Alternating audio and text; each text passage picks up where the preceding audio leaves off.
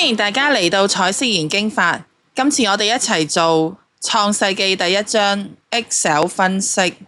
喺游完一張聖經顏色之後，我哋可以喺正確理解成張聖經想表達嘅事嘅前提底下，我哋可以用 Excel 去總結一下聖經嘅內容。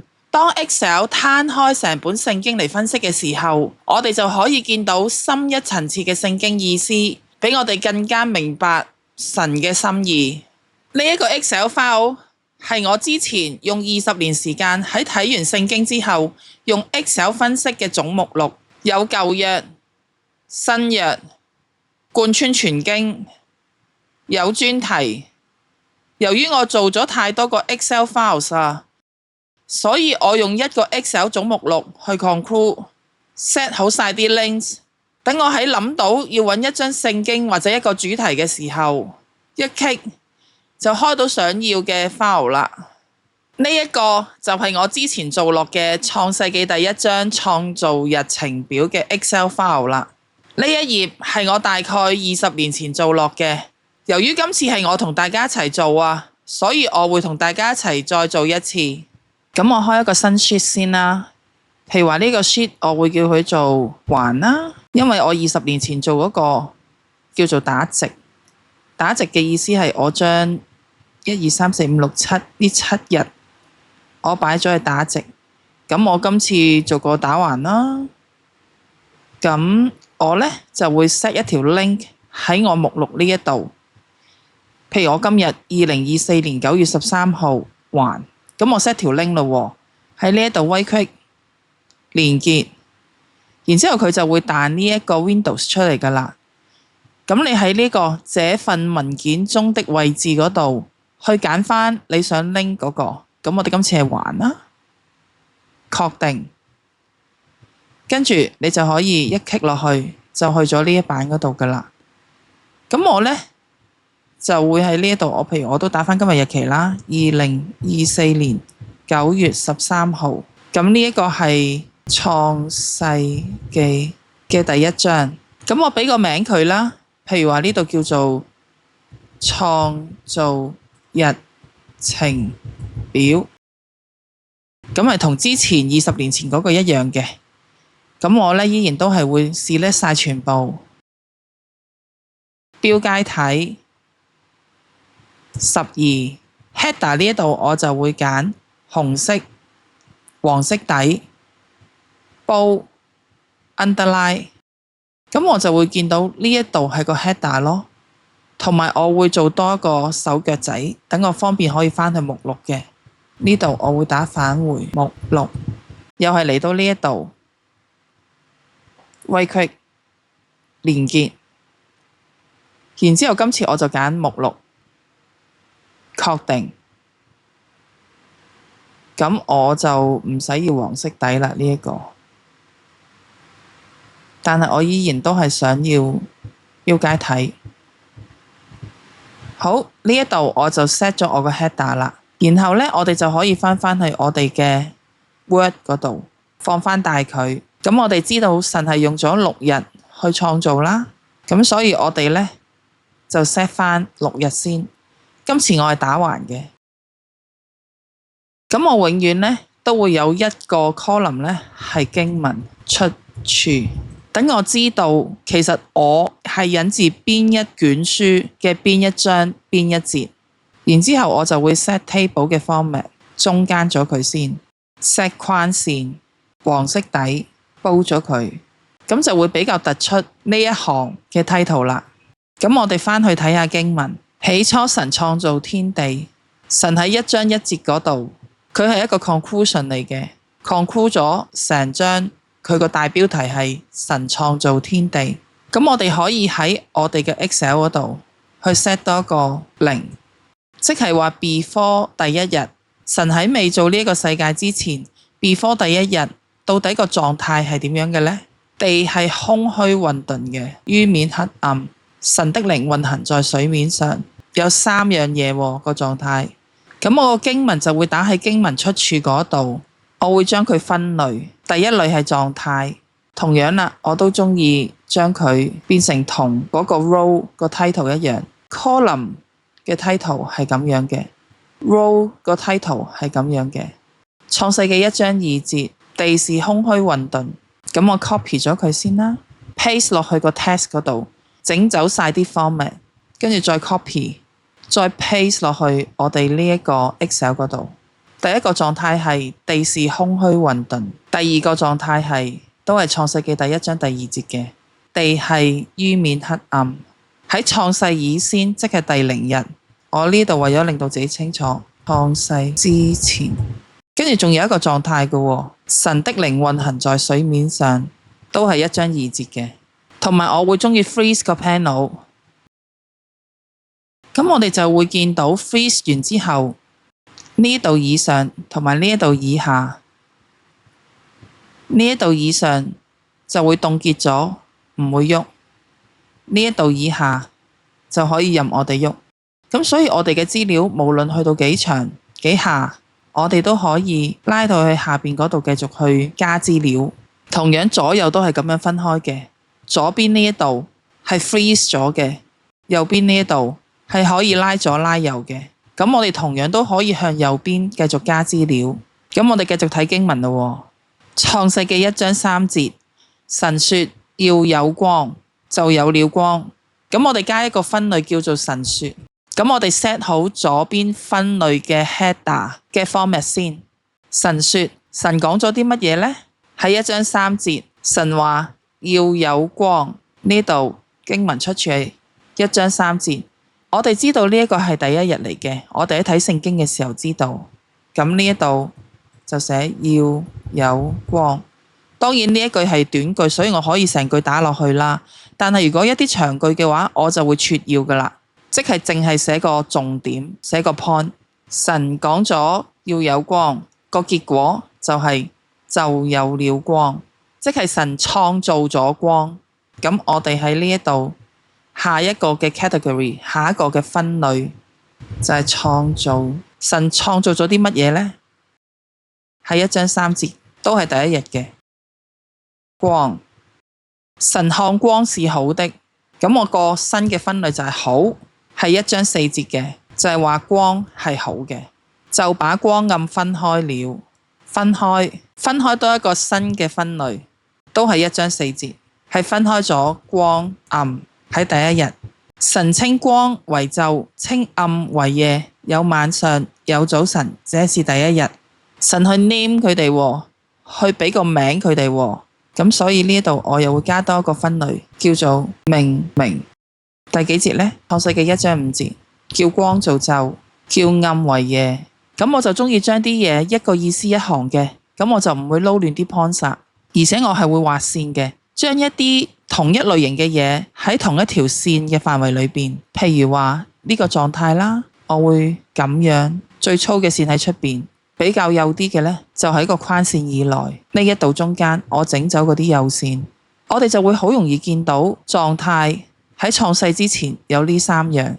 咁我哋畫埋其他線，最粗嘅線喺最出邊。如果我哋要加行又要攞翻呢一個 format 嘅話呢，我哋就可以喺呢度仲有 format 嘅嗰度插入，咁我哋就會有其他一樣 format 嘅行數啦。咁我哋就可以加資料咯。咁我繼續睇聖經，最後先 finalize 我嘅 format。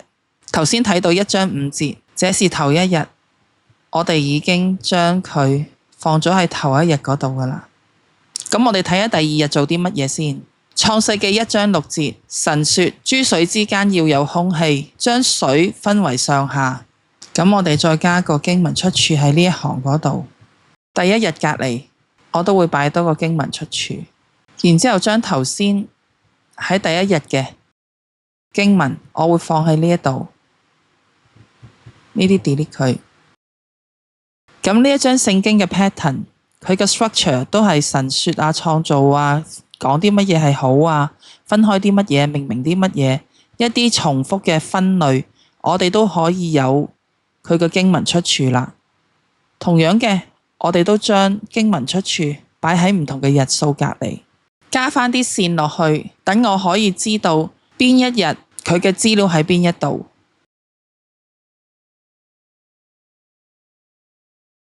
去改返 freeze 嘅位置喺呢一度。咁呢一度係創世之前嘅第0日，呢一度係創世嘅第1日，呢一度係創世嘅第2日，呢一度係創世嘅第3日，呢一度係創世嘅第4日，呢一度係創世嘅第5日，呢一度係創世嘅第6日。set 好咗個 format 之後，我哋繼續睇，最後我都會 finalize 我嘅 format 嘅。創世記1章6節係第2日嘅，神話諸水之間要有空氣，所以佢就將水分為上下啦。呢個係佢講嘅，神講咗2樣嘢，所以我俾多一行佢。諸水之間要有空氣，將水分為上下，神講咗呢2樣嘢，都係創世記第1章6節。神就做出空氣。創世記1章7節喺第2日嗰度，神創造咗空氣，將空氣以下的水、空氣以上的水分開了，即係話神係分開咗水同空氣，都係創世記1章7節。神稱空氣為天，創世記1章8節，即係神去命名空氣做天。咁我哋睇下第3日神做咗啲乜嘢咯？創世記1章9節，神話天下嘅水要聚在一處，使旱地露出來。神話要聚水同埋要露旱地。創世記1章10節，神稱旱地為地，稱水的聚處為海，即係神去命名咗旱地係地，水嘅聚處係海。神看着是好的，神見到乜嘢係好啊？就係有旱地同埋有海。創世記1章11節，神說地要發生青草，結種子的菜蔬，並結果子的樹木，各從其類。神又講多咗一啲說話咯，所以我哋加行。由於神講咗好多嘢啊，所以我會將呢一句說話撮要，我會將佢撮要為地要長出青草、菜蔬、樹木。創世記1章12節，於是地發生了青草和結種子的菜蔬，各從其類；結果子的樹木，各從其類，果子都包着核。咁所以我哋知道頭先神講嘅說話，其實即係神所創造出嚟嘅嘢。咁我哋見到神唔止創造咗一樣嘢，所以我哋喺創造呢一個分類嗰度加行。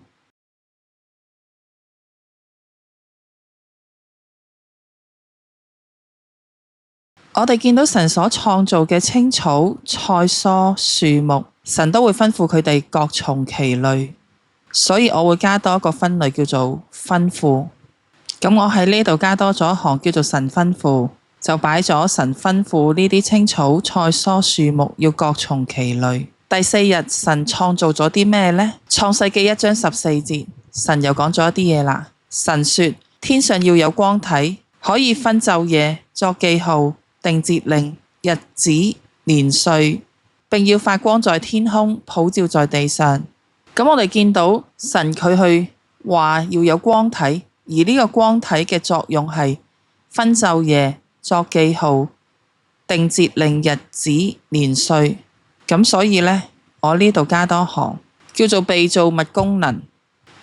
咁我就寫低咗被造物功能。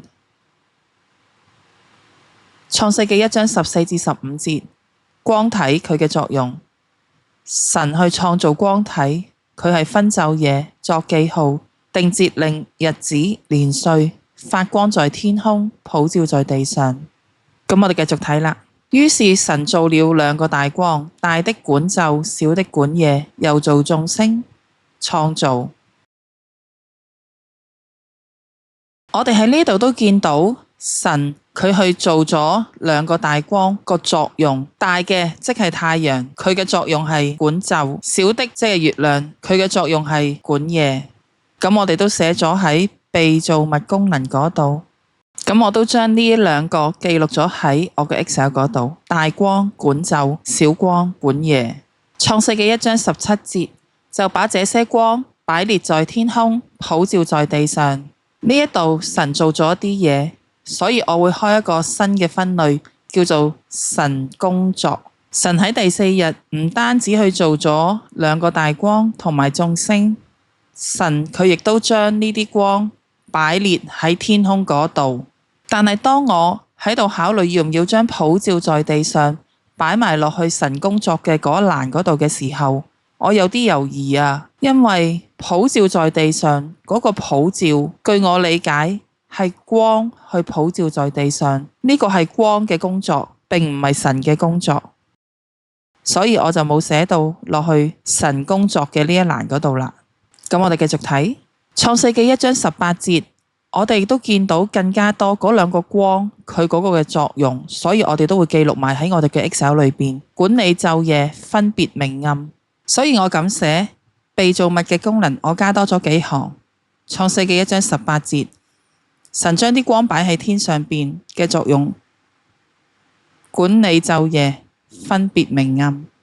神看着是好的。神稱好係咩係好呢？就係設立咗光體。第5日咯，我哋又睇下神第5日做咗啲乜嘢。創世記1章20節，神說：水要多多滋生有生命的物，要有雀鳥飛在地面以上，天空之中。神第5日主要係講咗2點：水要滋生水中的物，要有雀鳥飛在天上。創世記1章21節，神就造出大魚和水中所滋生各樣有生命的動物，又造出各樣飛鳥。神創造。喺第5日，神創造咗大魚、水中動物、飛鳥。神同樣都係吩咐佢哋各從其類。神吩咐，神看着是好的。神睇乜嘢係好呢？神係覺得水裏邊有生物同埋空中有飛鳥係好嘅。第22節，神做多咗一樣嘢，就係賜福。神賜福俾啲乜嘢呢？魚同埋雀仔嘅繁殖。而家輪到第6日啦。神說，神又係講咗一堆嘢啦。喺神說呢一度嘅，地要生出活物來，牲畜、昆蟲、野獸，各從其類。創世記1章25節，於是神造出野獸，各從其類；牲畜，各從其類；地上一切昆蟲，各從其類。神看着是好的，創造是好的。神讚乜嘢係好啊？神造出咗地上面嘅活物來。創世記1章26節，神說：我們要照着我們的形象，按着我們的樣式造人，使他們管理海裏的魚、空中的鳥、地上的牲畜和全地，並地上所爬的一切昆蟲。神又講咗另外一番說話，喺同一日講2番說話，只係喺第6日啫。我喺呢度概括咗一句，神講咗嘅嗰堆說話個大意內容係，神要按住自己個樣去做人。做人嘅原因係管理大地。點解神按住自己個樣咁重要呢？係因為之前佢所創造嘅創造物，譬如地上嘅生物、水裏邊嘅生物、空中嘅飛鳥，全部都冇神嘅樣嘅。又或者大自然佢所做嘅，又或者光體都冇神嘅樣式嘅。唯獨是神喺做人嘅時候係有神嘅樣式，而呢一樣嘢神係好睇重噶。所以我覺得呢一個係其中一個我哋睇聖經嘅重點，就係人同神嗰種嘅關聯。有時人生咗一個仔女會特別錫自己嘅仔女，係因為知道自己嘅仔女同自己有關聯，係同自己有關嘅。所以喺創世記1章26節嘅呢一度，神話佢哋要照住佢哋嘅形象，按住佢哋嘅樣式，講咗2樣神同人有關聯嘅特點，去強調神做人嗰種嘅重要性，對神自己嘅重要性。所以我喺 Excel 撮要嘅時候，我都寫要按住神嘅樣式去做人，而做人嘅功能係要人去管理大地。創世記1章27節，神就按住自己嘅形象造人，乃是照着他的形象造男造女。創造，我喺 Excel 呢一度寫神創造人男女。創世記1章28節，神就賜福給他們，又對他們說，要生養眾多，遍滿地面，治理這地，也要管理海裏的魚、空中的鳥、地上各樣行動的活物。賜福，神賜福嘅內容，我嘅撮要係神賜福嘅對象係人類男女，賜福嘅內容係要生養眾多，遍滿地面，治理這地，要去管理海陸空嘅生物，譬如海裏邊嘅魚、天空上邊嘅鳥同埋地上邊嘅活物。創世記1章29節，神說：看啊，我將遍地上一切結種子嘅菜蔬和一切樹上所結有核嘅果子，全賜給你們作食物。創世記1章30節，至於地上的走獸和空中的飛鳥，並各樣爬在地上有生物的物，我將青草賜給他們作食物。神喺呢一度分配食物俾人類同埋所有海陸空嘅生物，呢一個亦都係賜福嘅內容嚟嘅。咁我概括創世記1章29節，神分配食物嘅內容係俾人類男女所食嘅係菜蔬同埋果子，地上走獸、空中飛鳥、地上面嘅生物都係青草，俾人類食嘅食物係好啲嘅。創世記1章31節，神看着一切所做的都甚好，有晚上有早晨，是第6日，稱好。而呢一度都係都甚好。Finalize Excel 嘅 format。咁我哋嘅 Excel file 就做完啦。我哋一齊睇下呢一個 Excel file 帶俾我哋啲乜嘢 inspiration 啦。首先我哋會見到喺未創造之前係一片混亂嘅，然之後呢就喺第1至到第6日，神開始有秩有序咁樣去創造出一啲嘅植物啊、生物啊、大自然景觀。我哋一齊比較一下神嘅創造對我哋有咩發現咯。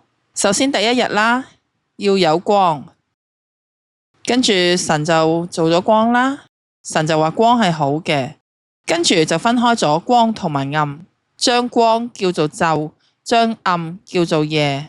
神並沒有創造暗，暗係本身存在嘅。